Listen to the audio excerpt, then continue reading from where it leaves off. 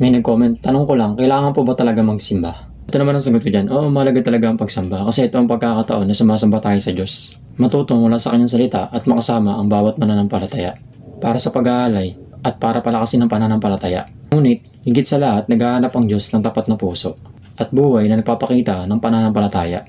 Kahit saan, hindi lang sa loob ng sambahan. May babasahin ako sa inyo mga kapatid, makinig kayo.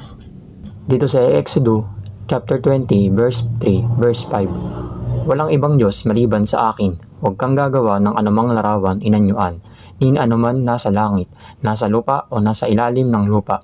Huwag mong yuyukuran sila, ni sasamba sa kanila, sapagkat ako ang iyong Panginoong mong Diyos, Diyos na mapanibuguin. Ibinabayad ko sa mga anak ang kasalanan ng mga magulang hanggang sa ikatlong saling lahi ng mga napopoot sa akin. Ngunit ipinapagpatawad ko ang mga kasalanan ng libu-libong mga umiibig sa akin